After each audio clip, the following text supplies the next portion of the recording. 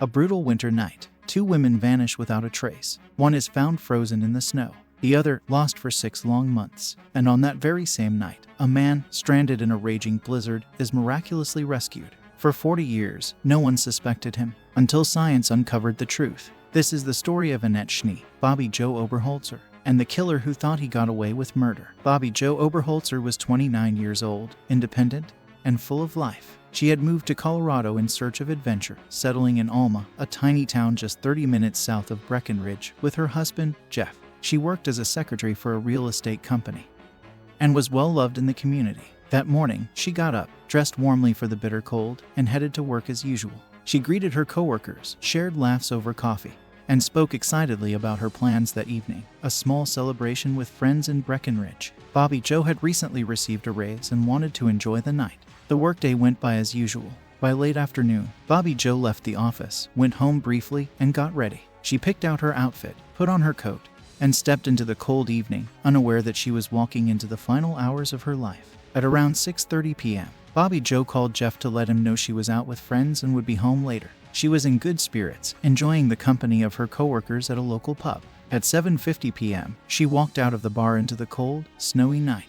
Hitchhiking was common in Breckenridge back then, and she wasn't worried. She told her friends she'd find a ride home. She never made it. Subscribe to the channel if you want to watch more videos like this. A husband's worst nightmare. When Bobby Joe didn't come home that night, Jeff wasn't immediately panicked. Maybe she caught a ride with a friend and was staying the night. Maybe she had trouble getting home in the snow. But as the hours stretched on, dread set in. The next morning, he went to the police, but they told him it was too soon to file a missing persons report. That was when the phone rang. A rancher, living just outside of Breckenridge, had found something in his driveway, a woman's driver's license. Bobby Joe's. Jeff rushed out to search. As he drove, he noticed something in the snow, a backpack. And then, something even worse, a single, blood-stained glove. That was when he knew something terrible had happened. The discovery on Hoosier Pass. A group of Bobby Joe's friends and co-workers formed a search party, skiing through the deep snow of Hoosier Pass, the route she would have taken home.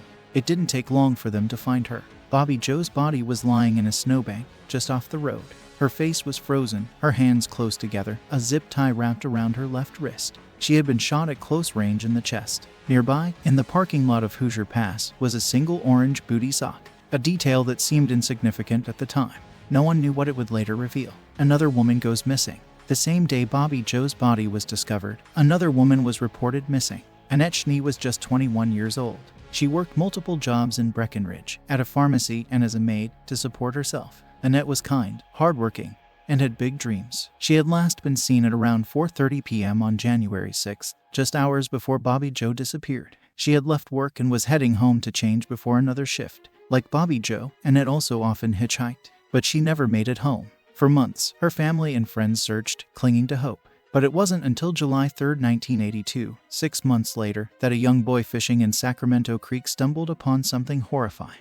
Annette Schnee's fully clothed body was lying face down in the water. She had been shot in the back at a downward angle. Investigators believed she had been running when her killer pulled the trigger. Her clothes were disturbed, her shoes were on the wrong feet, and the zipper on her jeans was broken. But there was something else. On Annette's left foot was an orange booty sock, the exact match to the one found at Bobby Joe's crime scene. The case goes cold. For nearly 40 years, the murders haunted the community. Investigators worked tirelessly but had little to go on. There were no leads, no suspects, but time was on their side. DNA technology was advancing, and in 2020, detectives took a fresh look at the evidence. Blood found on Bobby Joe's glove and tissue was submitted to a genealogy database, and a match came back. The man who escaped justice for 40 years. The DNA belonged to 69-year-old Alan Lee Phillips. Phillips had a criminal history dating back to the 1970s. In 1973, he had been arrested for assaulting a female hitchhiker in Breckenridge, an attack eerily similar to what happened to Annette and Bobby Joe. But the most chilling detail: on the night of the murders, Alan Lee Phillips was rescued in a snowstorm on Hoosier Pass. An airline passenger flying overhead had spotted flashing sauce lights below and alerted authorities. A local fire chief found Phillips stuck in the snow and brought him to safety. At the time, no one knew that hours earlier, he had murdered 2 women. Justice, decades later. Detectives tracked Phillips for weeks, waiting for him to discard something with his DNA. Their break came when he tossed a napkin at a Sonic drive-in. The DNA was a match. On February 24, 2021, Alan Lee Phillips was arrested. A jury found him guilty of 2 counts of first-degree murder, felony murder, and kidnapping. He was sentenced to 2 consecutive life terms, but justice came too late. On February 27, 2023, Alan Lee Phillips was found dead in his prison cell. Cause of death: suicide. It took 40 years, but the truth finally emerged. 2 young women, their lives stolen too soon. A man who thought he had gotten away with it, but justice, though delayed, was not denied. If you want to know about the story of the man who survived 438 days stranded in the sea, click on the video on screen.